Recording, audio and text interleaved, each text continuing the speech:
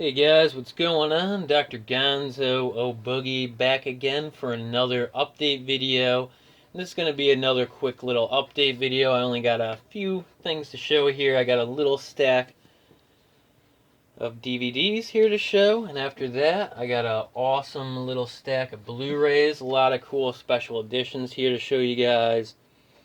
And then last for this video, I'm going to introduce a new segment that I'm going to put at the end of some of these update videos, which I'm going to call random thrift store finds. So at the end of this video, I'll be showing you guys some just my random thrift store finds, because I do a lot of thrift store shopping and I don't always just buy movies. So whenever I have something that I think is interesting to show you guys that isn't a movie, I've sort of done this in the past, but I'm going to save it for the end of the video and do sort of just like a little extra segment called Random Thrift Store Finds. So if you guys like that idea, definitely let me know in the comments. But let's get started on this video, and I'm going to start off with the DVDs. First off here, we have When a Stranger Calls Back.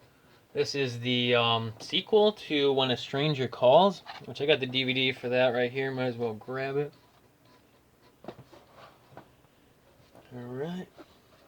And When a Stranger Calls is a late 70s horror movie. It's pretty good, but I have mixed feelings about it. I really like the first half of the movie, the beginning of the movie, with the babysitter getting harassed by obscene phone caller.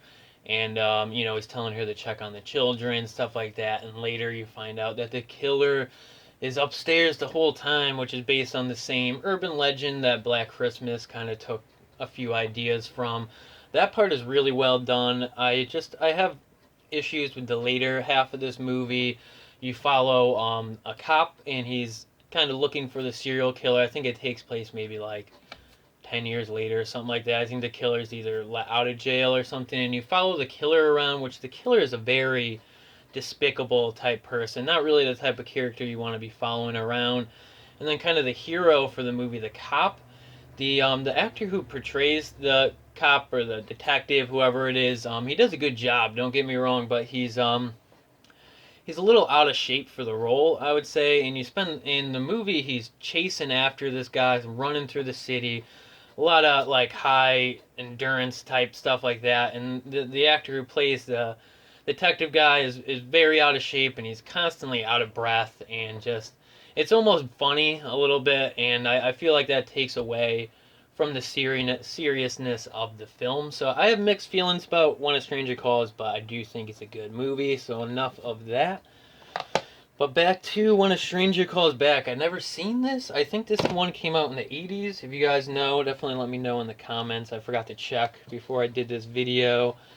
But this came out a little bit after the first one did, and I didn't even really know about this. I kind of forgot there was a sequel. I knew there was a remake, and this sequel is actually out of print. This is like an old Good Times DVD, and I picked this up at a thrift store for like $2-3. It was in pretty good condition too, so I was happy about that too.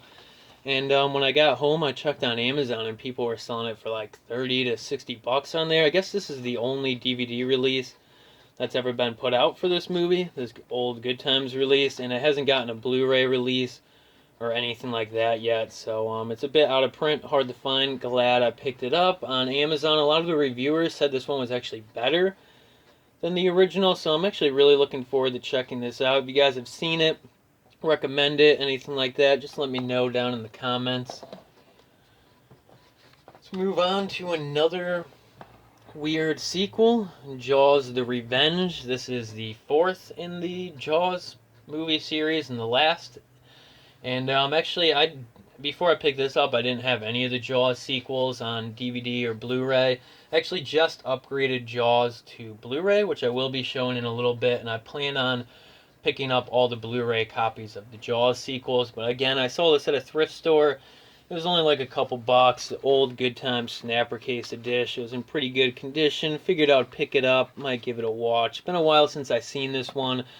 And I think I watched it around the summertime when AMC was doing like a Jaws marathon, which is why I want to pick up all the Jaws movies on Blu-ray, so I can do a little marathon during the summertime.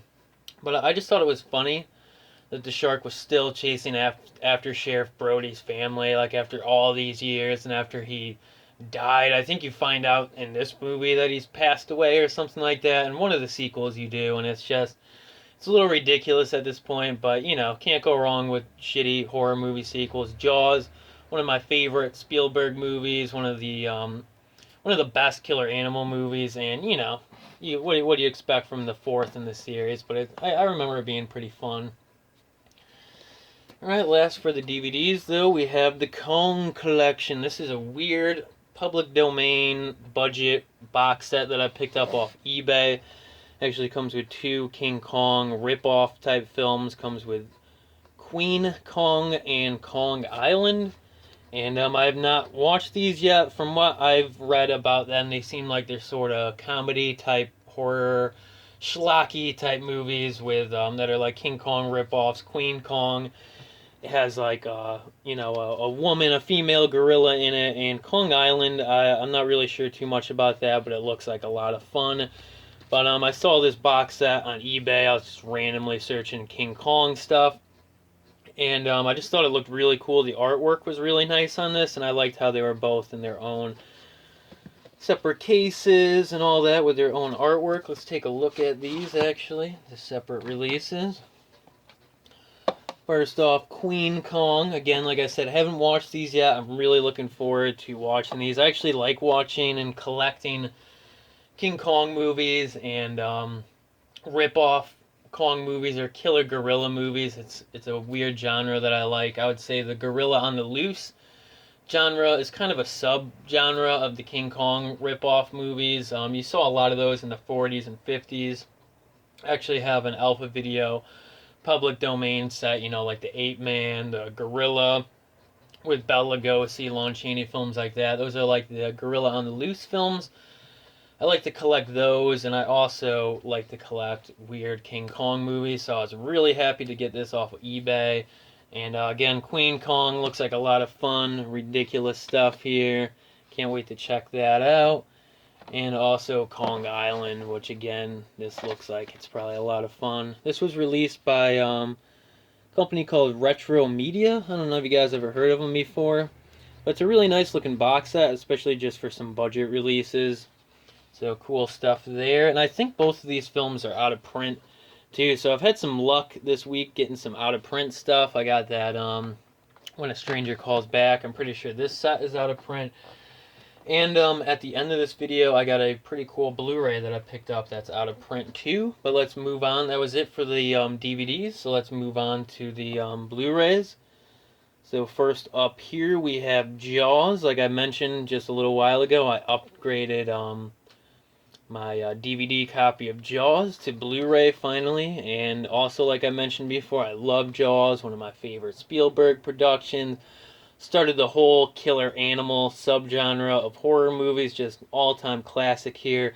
Love this movie and just glad to pick it up on Blu-ray. Really nice looking Blu-ray release with the original movie poster on the cover. And this made me really want to get the other Jaws sequels on Blu-ray, so I plan on picking those up very soon. Next up here I have the Resident Evil Steelbooks. I got the, Steelbooks. Best Buy recently put out Steelbooks for all of the Resident Evil films, and I picked up the first 2, which are my 2 favorites out of the Resident Evil film series. And I actually did a whole video talking about these, reviewing the Steelbooks, and giving you guys my opinions on the film series. So if you guys want to see a more in-depth look and my opinions on the Resident Evil films and the game series and the film series, definitely check that video out. It was my last video I posted up, and I think it's just called Resident Evil Steelbooks. But I'm a big fan of the Resident Evil game series. I haven't played any of the newer ones, but back when I was a lot younger, I used to play the older ones like Resident Evil 1, 2, and 3 with my brother. And as I got older, I started playing them on my own. I've always loved the Resident Evil games. And I loved the film series when it started off. The first one is really good. I think it's a really good zombie movie from the early 2000s. Lots of fun here. It doesn't follow any plot from the games at all, but it does its own thing. And I think it does a good job doing its own thing. And the story they came up with is really really entertaining and highly original. One thing that you guys might know is actually interesting. Before this movie came out, there's actually a Resident Evil film in production that George A. Romero was going to direct, but something happened and the production fell through and that never got made. And this is the Resident Evil movie we ended up with. I would have been extremely interested to see what Romero would have done with the Resident Evil series. I think he directed a Resident Evil commercial for Resident Evil 2 or 3 or something like that back for PlayStation. And it really would have been interesting to see what Romero did with the Resident Evil series. Supposedly his movie took place in the mansion, which is what the first Resident Evil game did. And I still think that there could be an awesome Resident Evil movie that takes place inside the mansion. But one thing that's weird about the Resident Evil series is it follows the character Alice that is actually not in any of the video games, which is a little bit weird because if you guys think about it, like imagine your guys' favorite video game series, and they adapted it into a movie, and the main character was a character that wasn't in any of the games at all. That's one thing I've always thought was weird about the Resident Evil series, but it really is Alice's film series. She's the star of it, and the first two films I really like. Resident Evil Apocalypse is the second one in the series. This one follows some of the story from Resident Evil 3, even though it takes a lot of liberties with it. But the Nemesis, the third Resident Evil game, Resident Evil 3, this movie takes a lot of ideas from that, like the Nemesis and everything like that. And after this, I feel like the Resident Evil series started to stray a little bit too far from the video game series, and I just started to lose interest, basically. But I always liked these two, and I always have a lot of fun watching these two. And these are just really nice Steelbooks. Best Buy recently put out Steelbooks for all the Resident Evil films, and actually wouldn't mind picking a couple more up. Alright, that was it for the Steelbooks, but last for this video, I actually have a few Digibooks. I actually just got into collecting Digibooks. I love collecting Steelbooks and weird special editions, so it was just a matter of time before I started collecting Digibooks. Actually, the main reason I started collecting Digibooks, this is a Blu-ray I've had for a while, but it's I figured I would show it since I'm talking about it right now. And this is the King Kong Digibook. This is actually one of the only ways you can get a special edition of King Kong on Blu-ray. And I picked this up a while ago, maybe like a year ago. I can't even really remember, but I've had this for a while now. And when I was searching for random King Kong stuff on eBay, I found that this was actually out of print now, and people are selling it for like $100. So I was really happy that I had a out of print, hard to find movie in my collection. It kind of just sparked me into wanting to collect Digibooks. So I picked a few up over the weekend. So let me show you guys which ones I picked up. So first up here, I grabbed the Poltergeist Digibook release. Really nice looking Digibook here. I love Poltergeist. Steven Spielberg production, one of my favorite productions from him. I'm pretty sure he wrote the story for this and produced it, and Tobe Hooper, of course, directed this. Huge fan of Tobe Hooper's horror movies, so this is just one of the best out there. This is probably my favorite Tobe Hooper film, and another one of my favorite things that Steven Spielberg was connected to. But like all Digibooks, comes with the Blu-ray, and it's got some really nice pictures and other cool stuff in here, like most Digibooks have. Just awesome stuff here. Glad that I picked this up because it's just such a nice looking release for such an awesome movie. And then last for the Blu-rays is another Digibook, and this one is actually out of print too, and I was surprised about that. Actually, I picked up the Blade Runner Digibook here. Real happy about this. If you guys know me at all or have followed my channel at all, you guys know I'm a huge fan of Blade Runner. There's a new Blade Runner film coming out this year, which I've just recently gotten excited for. Looking forward to seeing that, and looking forward to some of the some of the Blu-ray releases and memorabilia that might get released when the new movie comes out. And I actually used to have this Digibook a while back, but I ended up trading it in when I picked up the 5-disc Blade Runner. Might as well show you guys that. I got it right here. I picked this up. This is a 5-disc Blu-ray set of Blade Runner. And when I picked this up, I sold the Digibook. Just at the time, I needed a little extra cash, so I did it. And also at the time, this Digibook was only going for like 10, 15 bucks. And, so I didn't think anything of it. But when I started getting into the Digibooks again with Poltergeist, I was like, I might as well pick up the Blade Runner Digibook. So I was looking it up on eBay and Amazon, trying to see. I figured it was still going for like 10, 15 bucks. But when I checked Amazon, I couldn't even find a listing for it at first. And eventually I did find a listing for it, and somebody was selling it for like over $100. And then I checked eBay, and people were selling this for like 70, 80 bucks on eBay. So I'm guessing that this just recently went out of print.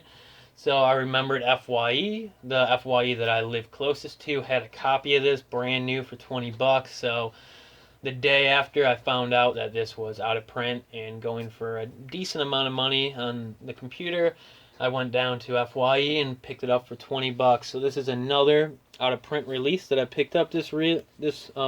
Really happy about this.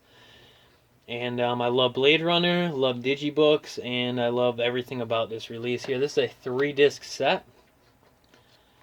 And it comes with a bunch of awesome pictures and stuff that all Digibooks usually come with. So just a great release here for a great movie. And that was it for the DVDs and Blu-rays. But like I mentioned, I'm going to start a new segment at the end of some of these videos called Random Thrift Store Finds.